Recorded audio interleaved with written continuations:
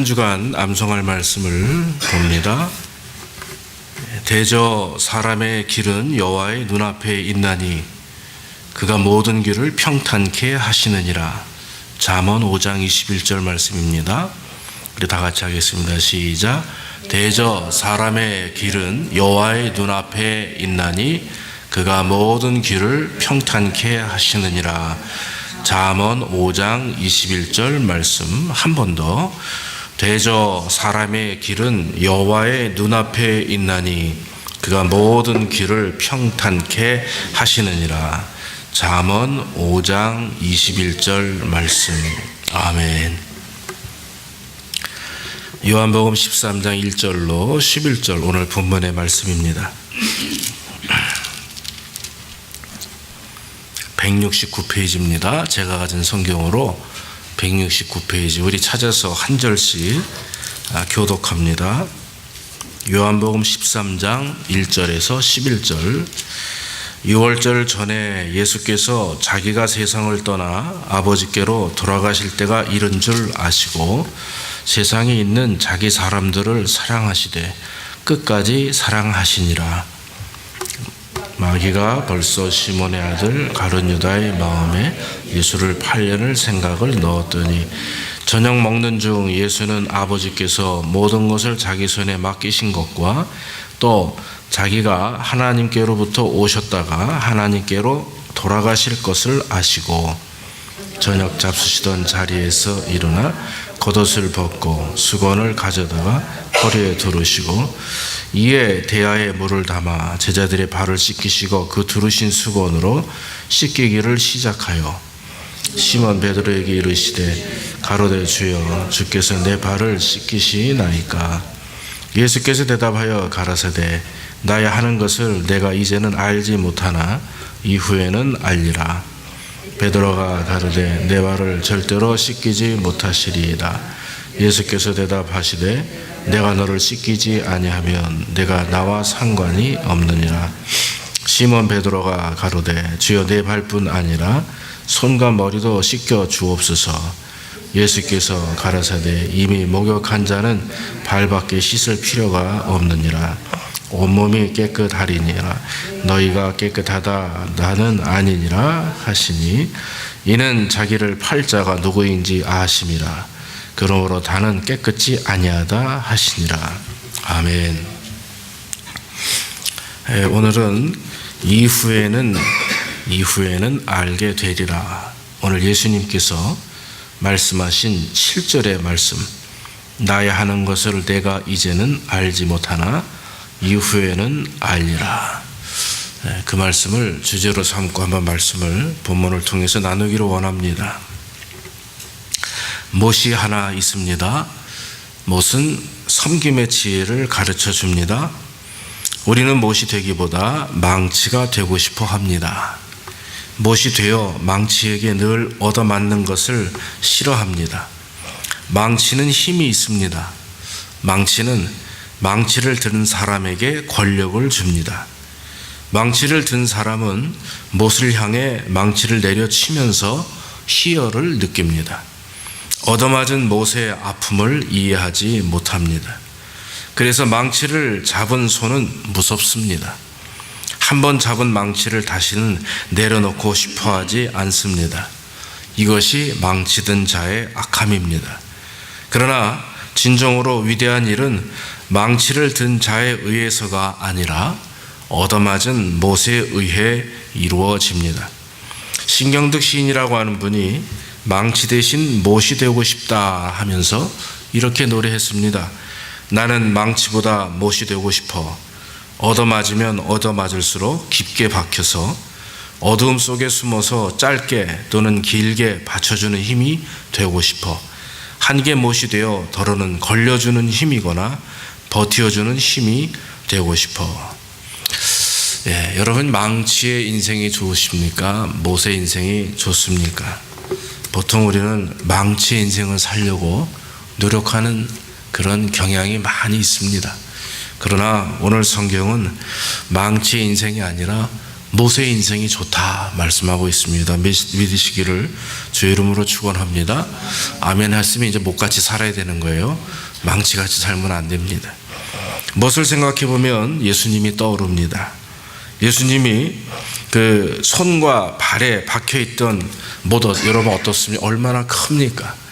예, 그 예수님이 키가 180cm가 넘었다고 하고 저만큼 200파운드가 넘었다고 해요. 근데 그 무거운 몸을 못에 이렇게 나무에 달아서 버틸 정도면 못의 굵기는 적어도 목 길이는 25cm 이상 된다고 합니다. 자, 그렇게 두꺼운 못, 긴 못이 예수님의 못에 박혔죠. 누군 말합니다. 아마 망치와 못은 자기 스스로 예수님을 못 박는 일, 때리는 일을 원치 않았을 것이며 아마도 처음에는 몰랐을 것이다. 그렇게 얘기합니다. 예수님을 십자가에 못 박기 위해서 망치질을 했던 망치나 예수님을 십자가에 달려 버티도록 도와주는 못도 아마 매우 고통스러웠을 것입니다. 그들은 모두 예수님이 십자가에 달리실 때 자기가 필요로 했다고 하는 그 자체가 얼마나 괴로웠는지 몰랐을 것입니다. 여러분, 예수님은 모처럼 사셨죠. 망치에게 얻어맞으면서도, 채찍에 맞으면서도, 사람들의 침뱉음을 당하면서, 수욕과 모욕을 당하면서도 예수님은 한 번도 못이 되기를 거부하지 않으셨다 했습니다. 예수님은 맞으면 맞을수록 깊게 박혔습니다. 깊게 박히면 박힐수록 많은 사람들을 온전하게 연결해주는 연결고리가 되기 때문에 예수님은 깊게 박힐수록 기뻐하셨고 그것을 하나님 앞에 감사했습니다. 예수님은 망치가 아니라 못이 되셨는데 그것도 스스로 되셨습니다. 누가 하라, 하나님이 시켜서 된 것도 아닙니다. 보내셨으나 예수님은 처음에 겟세마네 동산에서 그것을 거절하길 원하셨으나 그러나 내 뜻대로 마오시고 아버지의 뜻대로 하옵소서 말씀하시면서 스스로 못이 되셨다라고 하는 것입니다. 우리의 영혼을 받쳐주는 구조가 되셨고 우리를 구원하시는 능력의 하나님의 되심을 우리가 믿습니다. 그러므로 여러분, 성도의 삶은요, 망치 인생이 되어서는 안 됩니다. 세상의 사람들은 망치 인생이 되길 원하고 그렇게 되기 위해서 온갖 방법과 수단을 가리지 않습니다. 그러나 예수를 믿는 사람들은, 예수를 따르는 사람들은, 하나님의 자녀가 된 사람들은 예수님처럼 살아야 되는 거죠. 그러기 위해서는 때리면 맞아야 됩니다. 예, 야단쳐도 그저 받아들입니다. 왜냐하면 그것이 모세 역할이기 때문에 그렇습니다. 그러나 하나님이 채우시고 인도하시고 기억하시는 분은 하나님이시기 때문에 우리가 사람에게 인정받는 것보다, 세상에게 인정받는 것보다 하나님에게 인정받는 것이, 그것이 진짜 모세 인생인 줄로 믿습니다. 모처럼 섬김의 인생을 사신 예수님, 그래서 그 당시 사람들은요, 예수님이 왜 저렇게 살까, 예수님이 왜 저런 행동을 할까 이해하지 못했고 심지어는 기이하게 여겼다 그럽니다. 예루살렘 성에 나귀를 타고 가십니다. 얼마나 우스운 모습입니까? 세상 사람들이 볼 때는 너무나 우스운 모습이죠. 큰 말을 타고 가야 되는 거거든요. 왜 예루살렘 성에 말을 타고 가는 것은 이스라엘 사람들은 싸움에서 승리하게 되면 또 왕이 귀환하게 되거나 또한 그 장군들이 돌아올 때는요, 말을 타고 옵니다. 그래서 승전, 즉 승리를 나타내는 것을 얘기하는 거죠. 당연히 예수님은 유대인의 왕이기 때문에, 모든 전 인류의 왕이기 때문에 말을 타셔야 됩니다마는 예수님은 스스로 나귀를 선택하셨습니다. 그것도 스스로 선택하신 것입니다. 겸손을 드러내기 위함이죠. 겸손의 왕으로 오심을 사람들에게 알리기 위함입니다. 제자들과 백성들은 그 예수님의 앞길에 옷을 깔고 또 갈대를 깔고 뭐 여러 가지 액션을 취했지만, 그러나 주님이 원하셨던 것은 그 까는 모습을 원하신 게 아니었던 거죠. 겸손의 왕으로 오신 예수님을 받아들이는 걸 원하셨으나 세상은 그를 받아들이지 않았다고 하는 것입니다. 병 고치는 것을 하셨습니다. 그것도 안식일에 병을 고치십니다. 분명히 율법적으로 맞지 않는 얘기입니다. 그럼에도 불구하고 예수님께서는 율법은 하나님을 위해서 있는 게 아니라고 말씀하셨습니다. 율법은 사람을 위해서 있는 거죠. 왜냐하면 법은 사람이 사람 되게 하기 위함입니다. 법은, 말씀은 사람으로 하여금 하나님을 깨닫게 하는 것이고, 하나님이 우리에게 율법을 주신 이유는 우리를 사랑하시기 때문이지 우리를 징계하기 위해서 법을 준 게 아니기 때문에 그렇습니다. 그리고 예수님은 늘 병든 자와 창녀와 세리와 같이 식사하기를 좋아하셨습니다. 유대인들이 말하는 식사의 개념은 친분과 친교의 개념입니다. 그렇기 때문에 밥을 같이 먹는다라고 하는 것은 너와 내가 친구다, 너와 내가 하나다라고 하는 개념입니다. 저도 사실 그런 마음을 가지고 집사님들과 성도님들과 식사를 합니다. 같이 서로 하나이기 때문에 같이 마주 앉아서 웃으며 밥을 먹는 것입니다.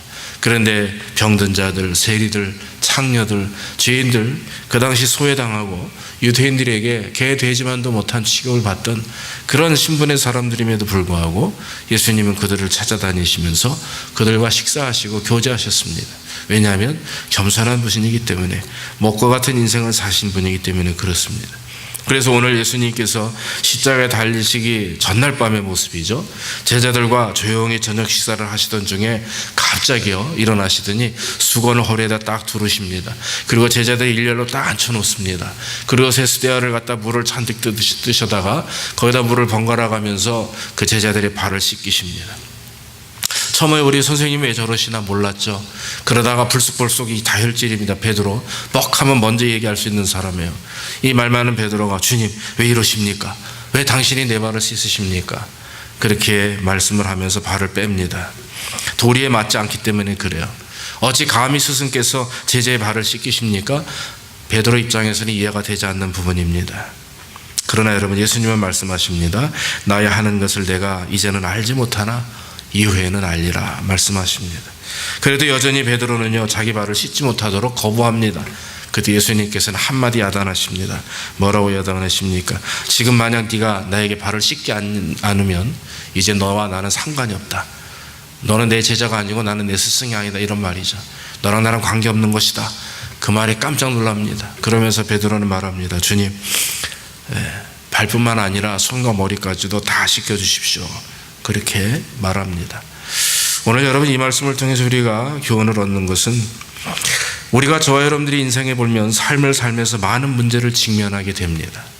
어떤 경우에는 경제적인 어려움을 경험하고요, 어떤 경우에는 건강의 문제를 경험합니다. 어떤 경우에는 가정과 자녀들에게 큰 문제가 닥치기도 하고, 심지어는 원치 않게 갑자기 사고가 나서 재난을 경험하기도 하고 죽음과 슬픔을 경험하기도 합니다. 이런 문제 앞에서 우리는 종종 이런 생각을 하죠. 하나님, 왜 나에게 이런 문제를 주십니까? 이것이 왜 나에게 있어야 됩니까? 이렇게 괴로워하면서 심지어는 낙담하고 낙심하며 더 나아가서 하나님을 떠나는 사람도 종종 보게 됩니다. 왜 이런 일이 나에게 있는가? 이런 문제를 우리가 당하는 것, 사실 이것은요 우리만 당하는 것은 아닙니다. 성경을 뒤져보면 창세기부터 요한계시록까지 수없이 많은 성경에 나타나는 위인들이 동일한 문제를 경험하고 살았다라고 하는 거예요. 여러분, 한번 성경에 나오는 위인들 한번 딱 떠올려 보십시오. 어느 누가 평소에 하나님 은혜 안에서 잘 되고 복받고 그냥 가만히 있음에도 불구하고 하나님이 축복하신 사람이 어디 있습니까? 아무도 없습니다. 아담은 목숨을 바치면서 최초의 살해를 당하지만 그 아담을 통해서 이 땅에 예수 그리스도가 오실 것을 예언하십니다. 성경에 나와 있는 많은 위인들을 보면 아브라함도 그랬습니다. 요셉도 그랬습니다. 평생의 젊은 나이에 가장 중요한 시기에 요셉은 남의 집 종살이를 합니다. 어린 나이에 형제들에게 팔려나갑니다. 모세를 보십시오. 40년 동안 사람의 눈을 피해서 광야로 도망을 칩니다. 욥을 보십시오. 그처럼 사랑하는 자녀들과 아내와 그 모든 재산을 빼앗기는 어려움도 경험합니다. 다니엘을 보십시오. 하나님을 믿는다고 하면서도 날마다 계속해서 믿음 때문에 고통과 고난을 당합니다. 어느 한 사람, 아무런 그 어려움 없이 그냥 신앙생활하는 사람 없습니다. 사도들 보십시오. 성경에 기록되어 있지 않지만 사도들 제대로 편안하게 죽은 사람이 아무도 없어요. 초대교회 성도들 보십시오. 순교당하지 않은 사람이 없습니다. 오늘날 우리는 잘 먹고 잘 삽니다. 이 정도로 축복받고 이 정도로 행복함에도 불구하고 우리는 날마다 하나님, 왜 나에게 이런 일이 있느냐고 우리가 당하는 고통과 어려움 때문에 주님 앞에 질문하고 눈물을 흘리며 기도할 때가 많이 있어요. 그런데 우리 하나님은 어떤 분입니까? 끝까지 사랑하신다. 오늘 2절 말씀에 뭐라고 그래요? 자기 사람들을 사랑하시되 끝까지 사랑하시느니라. 그런 주님의 사랑이기 때문에 저와 여러분들은 날마다 지금도 변함없이 하나님의 사랑 안에 있으면 우리는 믿게 되는 것입니다. 우리가 겪는 모든 인생의 문제를 다 깨닫기에는 사실 쉽지 않습니다. 왜 이런 일이 일어나는가? 왜 이러한 슬픔과 어려움이 우리에게 있는가? 우리는 늘 우리 스스로에게 질문하고 하나님께 고백하지만 그러나 깨달을 수 있는 방법은 별로 없어요. 하나님의 말씀을 통해서 우리는 종종 듣습니다. 말씀을 통해서도 듣게 됩니다만 그러나 그 깨달음엔 지름길이 없습니다. 성령 충만해도 하나님의 뜻을 바로 깨닫기가 쉬운 일이 아닙니다. 왜냐하면 우리는 인간이기 때문에. 그러나 여러분, 한 가지 방법은 때가 되면 알게 된다고 하는 거죠. 믿습니까? 내 때가 아니라 그 때는 하나님의 때예요. 하나님이 알게 하실 때가 있고 하나님이 깨닫게 하실 때가 있고 하나님이 보게 하실 때가 있다라고 하는 거죠. 중요한 것은 그 때에 맞는 신앙생활, 그 때를 기다리며 참음으로 묵묵히 현실 속에서 당하는 망치의 어려움, 모세 역할을 감당하면서 당하는 여러분들이 어려운 상황과 어려움이 있다 할지라도 주님의 때를 기다리기를 주의 이름으로 축원합니다. 전도서 3장 1절로 8절에 보면 천하의 범사에 기한이 있고 모든 목적이 이룰 때가 있나니 날 때도 있고 죽을 때가 있고 심을 때가 있고 심는 것을 거둘 때가 있고 8절까지 계속 때가 있고 때가 있고 때가 있고 그 얘기는 사람이 날 때부터 죽을 때까지 길게 살면 열이 8, 90이잖아요. 적게 살면 6, 70에도 돌아가시는데 그 짧은 인생에 때가 있다라고 하는 거예요. 그래서 우리는 그 때를 기다리며 이 지금 우리가 인생에 살아오면서 얼마나 많은 경험들과 때를 경험했습니까? 여러분, 예수 믿는 성도들은 그게 다 하나님의 은혜 안에서 이루어졌다 이렇게 믿으시면 됩니다. 믿습니까? 그게 하나님의 은혜요. 지금까지 하나님께서는 당신의 은혜대로 우리를 인도하셨기 때문에 우리가 어려울 때도 있고요, 기뻐할 때도 있고 좋을 때도 있고 많은 때들 여러분 돌아보면 지금 내 상황 속에서 일어나는 여러 가지 이러한 문제들도 다 하나님의 때 안에 있는구나, 하나님의 은혜 안에 이래 있다 이렇게 믿으시면 그것이 여러분들에게 복이 되는 줄로 믿습니다. 오늘 본문의 1절로 3절에 보면 6월절 전에 예수께서 자기가 세상을 떠나 아버지께로 돌아가실 때가 이른 줄 아시고 그랬죠. 그리고 3절에 저녁 먹는 중 예수는 아버지께로 보는 것을 자기 손에 맡기신 것과 또 자기가 하나님께로 오셨다가 하나님께로 돌아가실 것을 아시고 그랬어요. 두 가지 때를 말씀합니다. 예수님이 이 땅에 오신 것과 오신 이유가 무엇이며 죽게 될 것을 주님은 이미 아셨어요. 바로 내일이에요. 내일. 이날이 지금 목요일 밤이거든요. 목요일 밤에 예수님께서 지금 떠나시기 전날 밤 제자들과 같이 마지막 저녁 식사를 하시고 그 예수님의 마음은 어떻겠습니까? 지금 예수님의 마음은 찢어집니다. 그리고 마음속에 이 녀석들을 내가 끝까지 사랑하겠다, 죽도록 내가 사랑하겠다 지금 이렇게 말씀하셨어요. 자기 사람들, 그 제자들과 그 예수를 따르는 많은 백성들, 그 사람들을 사랑하시되 끝까지 사랑하겠다라고 하는 마음을 먹으시고 지금 정말 울음을 참으시면서 제자들이 발을 씻기시는 거예요. 근데 이 무식한 제자들 지금 무슨 짓 하고 있습니까? 주님, 내 발이 왜 내 발을 씻습니까? 그저 세상적인 상식이나 개념을 가지고 좋은 일이죠. 어떻게 스승이 제자의 발을 씻을 수가 있겠습니까? 그러나 여러분, 주님의 말씀은, 주님의 뜻은 그것이 아니라고 하는 것입니다. 예수님이 이미 아시고 행하시는 그런 모든 것들, 이런 것들을 제자들은 몰랐습니다. 제자들이 모르기 때문에, 우리 인생에서 하나님이 하시는 일을 우리가 모르기 때문에 우리는 종종 힘들어하고 고통스러워할 때가 있습니다. 나름대로 지금 베드로는 힘든 상황이에요. 왜 주님이 내 발을 씻기실까?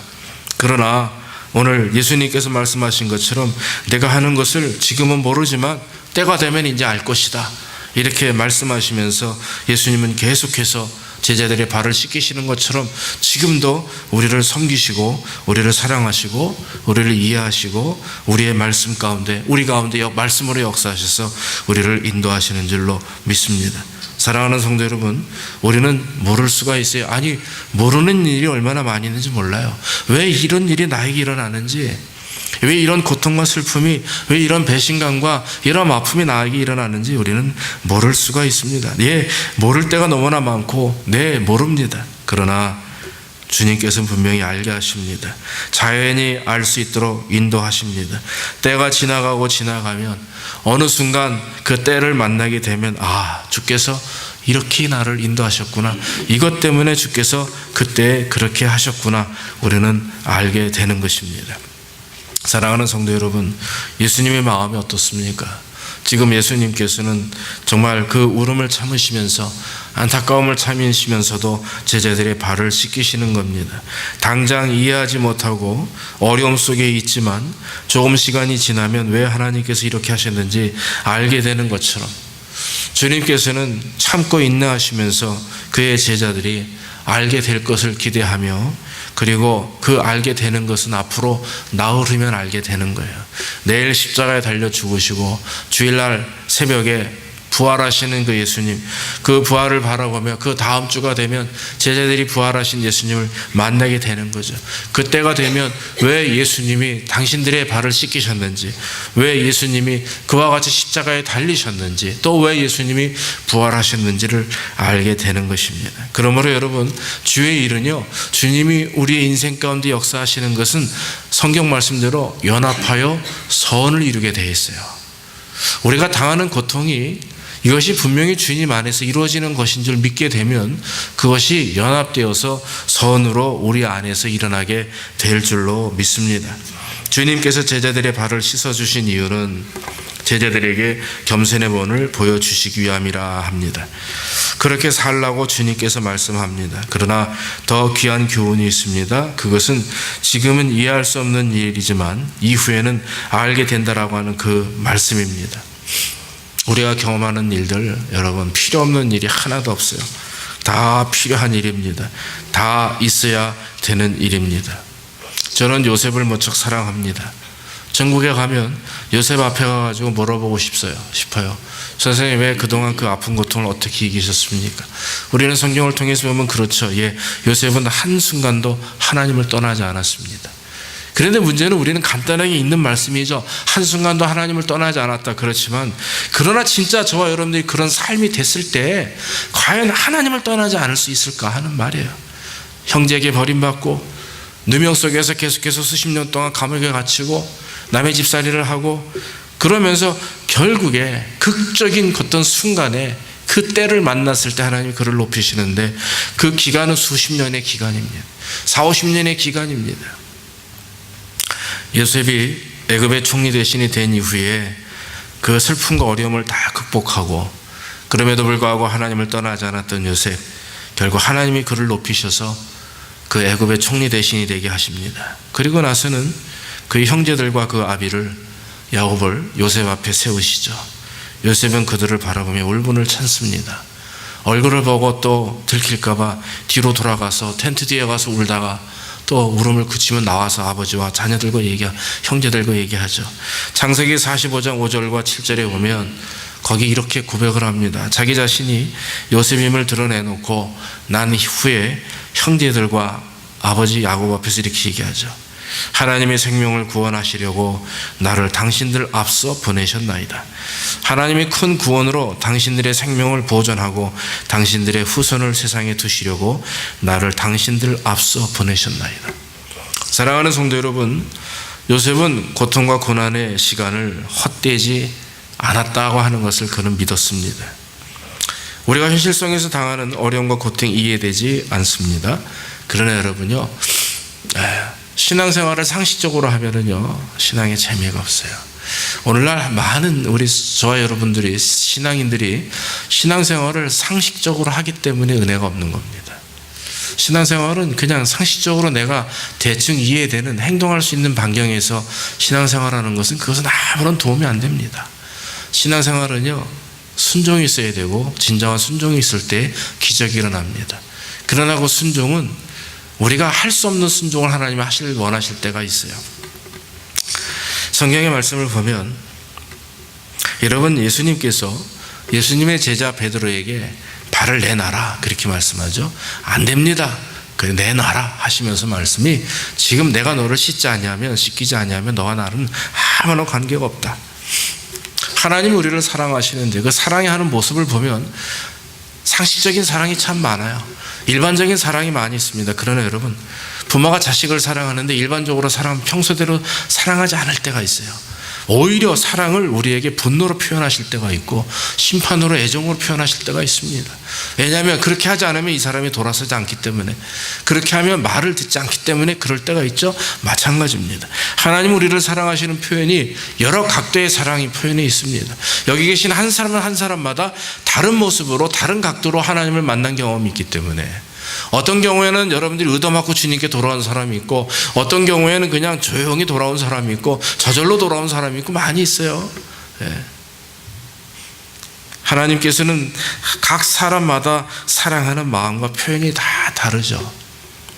그렇기 때문에 지금 경험하는 삶의 모습 속에서 지금 하나님이 나를 최선의 방법으로 사랑하신다라고 여러분이 믿으시면 그게 은혜가 되는 줄로 믿습니다. 그렇기 때문에 내가 이해하는 대로 순종하고, 내가 이해하는 대로 섬기고, 내가 상식적인 삶 속에서 하나님을 예배하고 하면 여러분 별로 그렇게 우리의 신앙에 변화도 없고 도움이 안 됩니다. 하나님이 원하시는 것은요, 이해하고 설득당하고 순종하는 것이 아니라, 이해하지 못해도, 내가 상식적으로 깨닫지 못해도, 내가 마음에 순종하는 마음이 없다 할지라도 순종하시기를 주의 이름으로 축원합니다. 그럴 때 하나님이 역사하시는 거죠. 구약의 모습을, 성경을 가만히 보시면 여러분, 우리가 흔히 아는 아브라함을 보십시오. 이해를 요구합니까 하나님이? 창세기 12장에 보면 갑자기 일어나는데 아침 하나님 말씀하시잖아요. 벌떡 일어나서 남방으로 내려가라. 하나님 왜 내려가요? 질문이 없어요. 네 아들 100살이나 아들 이삭을 나에게 바치라.